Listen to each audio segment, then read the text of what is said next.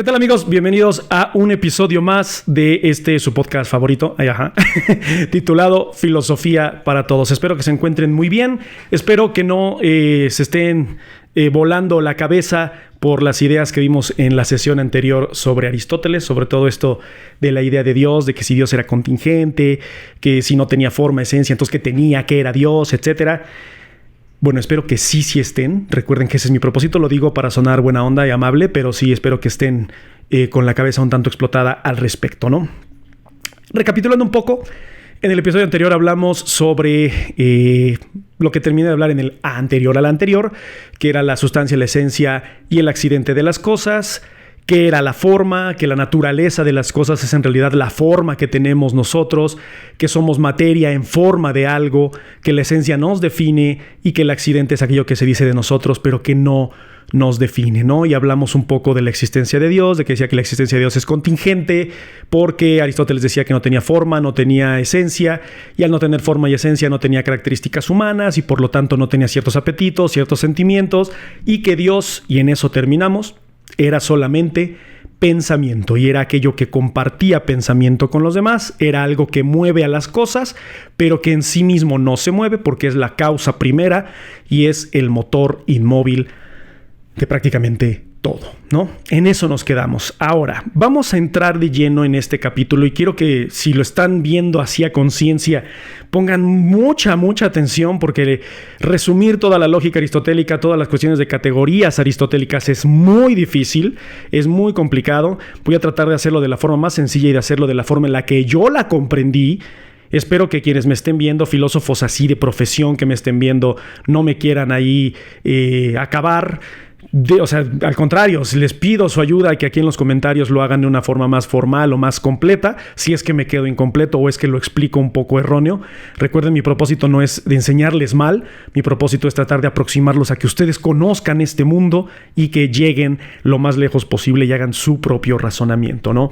Yo nunca les voy a decir que yo tengo la razón absoluta, yo siempre les voy a decir que allá afuera está la razón absoluta, aquí está la herramienta, aquí está la comezón, ustedes vayan y rásquense con lo que puedan y como quieran allá afuera y generen su propio conocimiento. Pero bueno, para no perder ya más tiempo, y van a ver que estoy volteando mucho porque otra vez tengo aquí mis porquerías de apuntes, ¿no? O sea, vean, está toda deshojada la libreta, ¿no? Es una porquería, pero el contenido es lo que importa, ¿no? O sea, aquí la substancia no es tan importante como la esencia de mi libreta.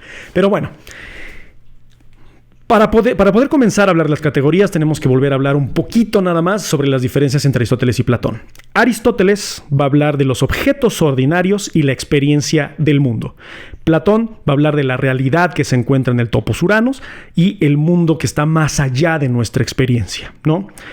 Entonces, como Aristóteles se va a enfocar en la materia, se va a enfocar en la sustancia y en las cosas que están aquí, él va a decir, necesitamos ver qué se dice de las cosas. O sea, es decir, como hablamos hace un momento y hablamos en el episodio anterior sobre lo que se dice del sujeto, o sea, es lo que se dice de la sustancia, la esencia lo define, el accidente no lo define, pero se dice de él.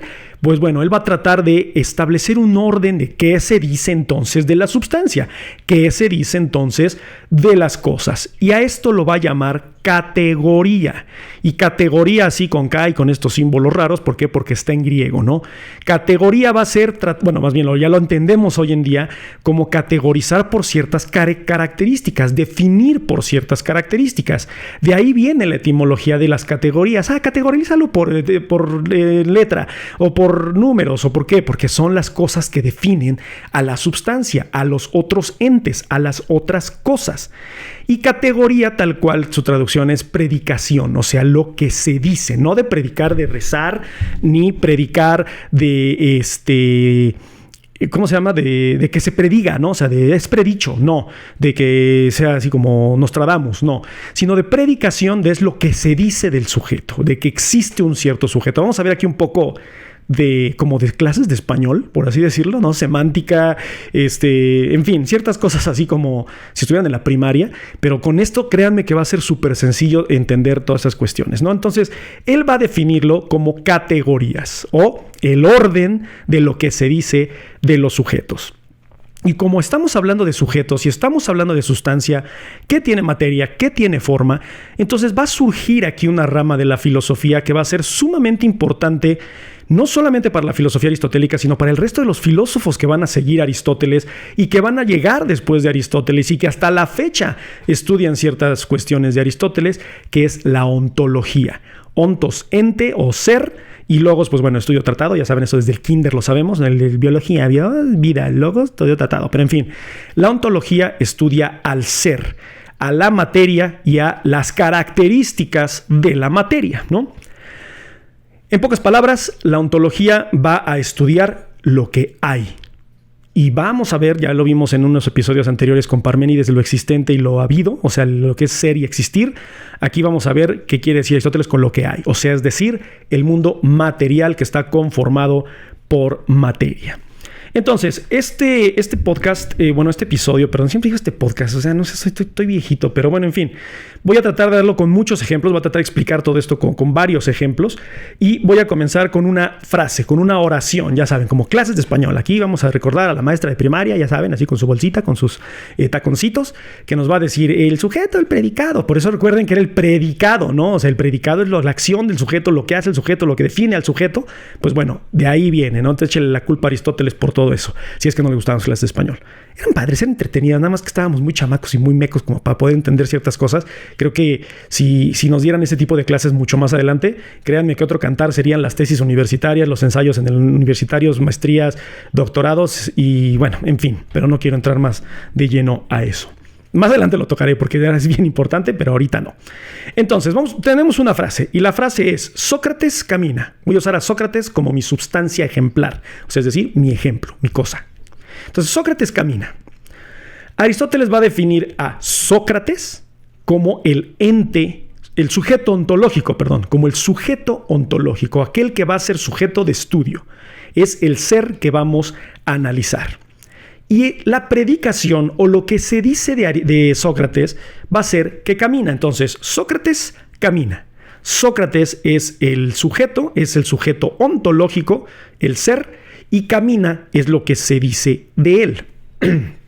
Ahora, siempre va a existir una relación entre los entes, o sea, una relación entre los sujetos o la materia o la substancia. Siempre va a existir esa relación. ¿Podemos vincular ciertas predicaciones a otras cosas que no sean los sujetos? Sí. ¿Cómo? Ahorita lo vamos a ver. Por ejemplo, Sócrates camina. Sócrates es la substancia, camina es la predicación. Sujeto ontológico, predicación, lo que se dice de Sócrates. Si yo digo, los caballos son mamíferos, ¿quién es la substancia? Pónganme aquí en los comentarios. ¿Quién sería la predicación o qué sería la predicación? Bueno, entonces dije, los caballos son mamíferos. Los caballos es el sujeto ontológico. El ser mamíferos es lo que se dice de ellos. ¿Ok? Entonces, sujeto ontológico que caballos. Predicación, ser mamíferos. ¿Ok? Ahora, para que la predicación exista, fíjense bien, para que esta predicación, o sea, lo que se dice de algo exista, tiene que existir un sujeto ontológico. Pensémoslo de esta forma.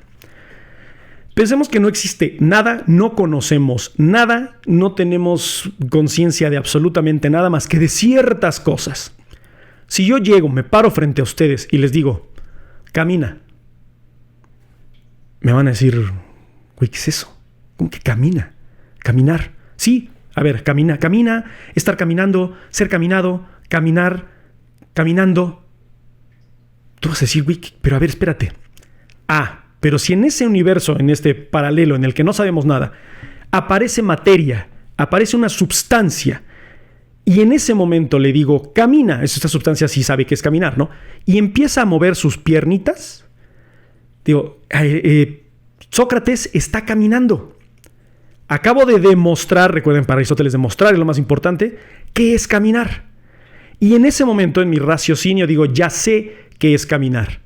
Pero ¿cómo lo supe? Por medio de la substancia.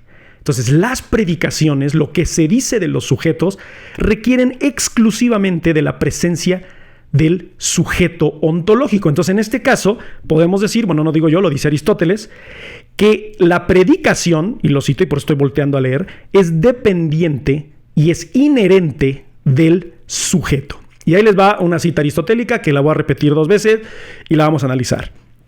Es un fragmento, ¿no? Y vamos a ver qué onda. Dice, en un sujeto es decir, lo que pertenece a algo, no como parte, sino como algo que no puede existir más allá del sujeto, es la predicación. O sea, no puede existir una predicación sin un sujeto ontológico. No podemos hablar de algo sin hablar de esa cosa que es. No puedo decir el cielo es verde si no sé qué es el cielo, no existe el cielo, porque el cielo no es verde. Pero bueno, es una falacia y vamos a ver qué onda con eso.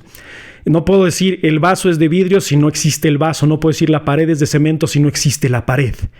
La predicación es inherente, necesaria para el sujeto. Perdón, al revés. El sujeto es necesario para la predicación. Eso pasa con la filosofía. A veces van a decir, todas las ideas en su cabeza se van a revolotear, pero es padrísimo, créanme, es muy, muy bello, ¿no? Ahora bien, ya analizamos, Sócrates camina. La predicación es caminar, Sócrates el sujeto. Entendemos caminar porque Sócrates, el sujeto ontológico, nos demuestra qué es caminar. Perfecto.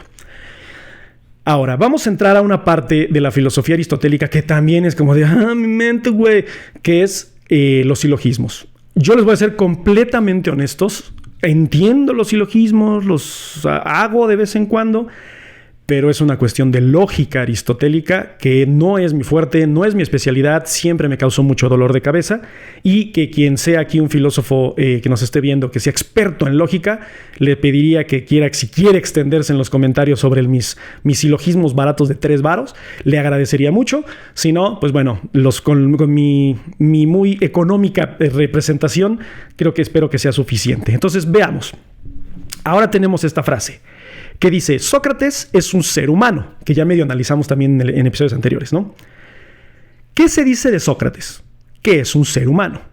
¿Puede existir la predicación de ser humano sin Sócrates o sin la humanidad? No, necesitamos el sujeto para poder definir lo que es un ser humano. Entonces, fíjense bien, ahí les va mi silogismo de 3 pesos. Predicación. Sócrates está caminando. Ahora, vamos a analizar toda esta sentencia. Vamos a definir nuestro predicado o nuestra predicación, ¿no? ¿Qué es caminar? ¿Cuál es la definición de caminar? Bueno, caminar es un movimiento de piernas. Entonces, fíjense, en un silogismo barato de A más B igual a C, es predicación 1, premisa 1. Sócrates está caminando. Caminar es un movimiento de piernas. ¿Cuál sería nuestra conclusión o nuestro por ende? Sócrates es un movimiento de piernas. O sea, ahí están, fíjense bien, ¿eh? Premisa 1, Sócrates está caminando. Premisa 2, caminar es un movimiento de piernas. Entonces, ¿qué es Sócrates? Sócrates es un movimiento de piernas. Esta es una falacia. No tiene sentido, no hay una conexión con el mundo real y con el mundo material. Pero fíjense, es lógica. La lógica y la coherencia son completamente diferentes. Que digas, güey, eso no tiene sentido. Puede no tener sentido, pero ser lógico, ¿ok? Y puede ser lógico, perdón, y puede no ser lógico y tener sentido. Eso lo vamos a ver más adelante. Entonces, por lo tanto, si yo digo que Sócrates es un movimiento de piernas, es una falacia, es algo falso, no es cierto. Yo no puedo definir a Sócrates como un movimiento de piernas. ¿Por qué? Porque el movimiento de piernas se dice de Sócrates, o sea, caminar se dice Sócrates, pero no es su esencia, no lo define como el sujeto ontológico. Entonces, aquí les viene mi segundo silogismo de 3 pesos.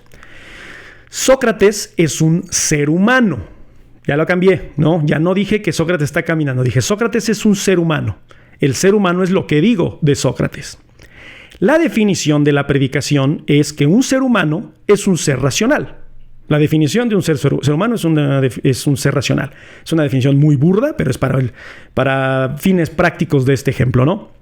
Entonces, premisa 1. Sócrates es un ser humano.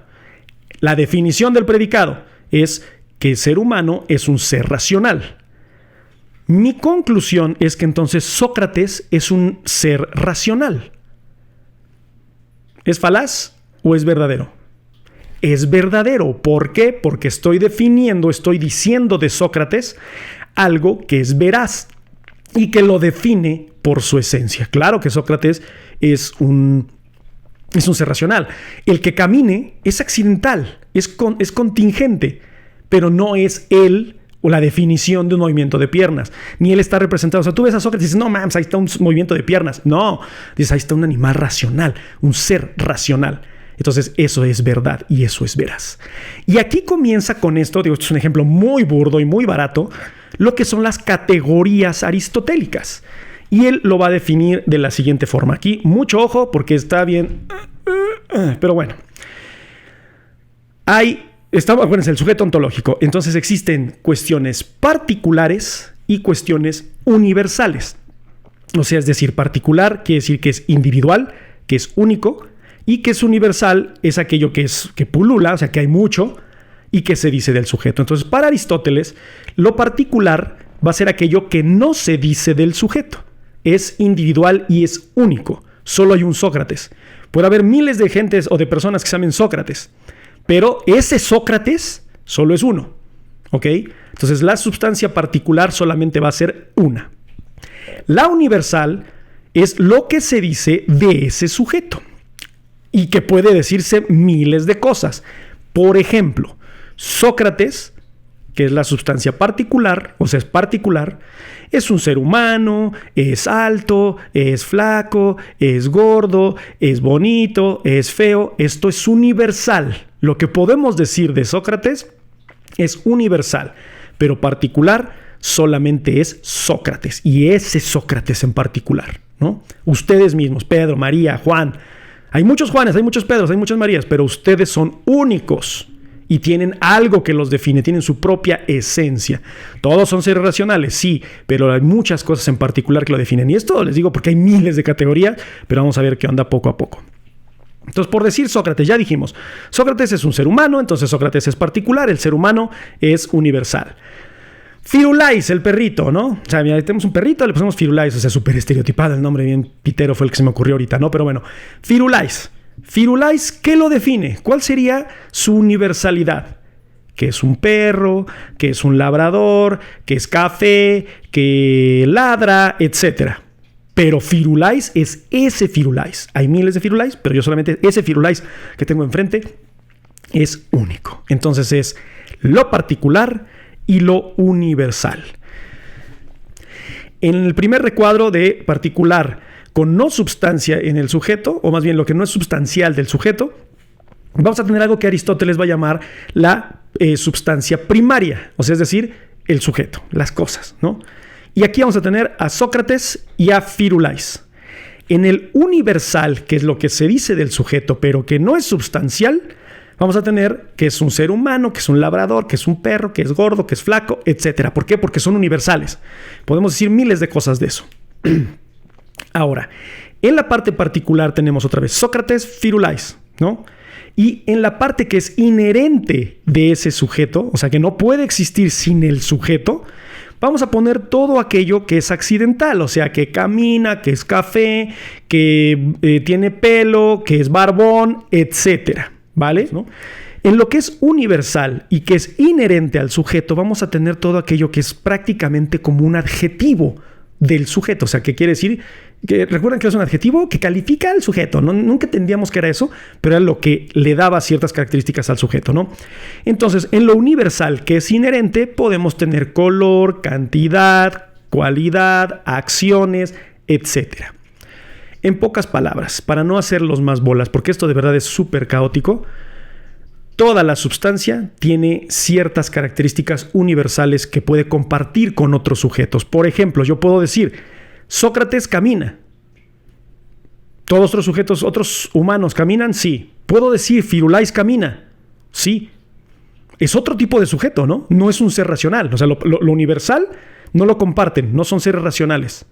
Pero sí comparten estas características de lo que se dice de ellos. Puedo decir un perro está caminando, puedo decir Sócrates está caminando, puedo decir Juanita está comiendo, puedo decir Rintintín está comiendo. Mis nombres bien estereotipos, pero bueno.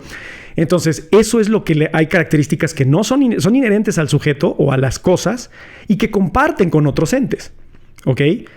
Entonces, les estoy diciendo, esos son unos ejemplos muy, muy burdos, pero todo aquello que se dice del sujeto, y esto es como un resumen de todo, esto lo pueden repetir miles de veces para que lo traten de entender, y digo traten porque es poco a poco, pueden hacerlo miles de veces, pero siempre vamos a llegar a la conclusión de que para que pueda existir una característica universal, para que algo sea inherente al sujeto, para que algo se pueda decir de las cosas, es primordial que exista el sujeto ontológico, que es la substancia primaria.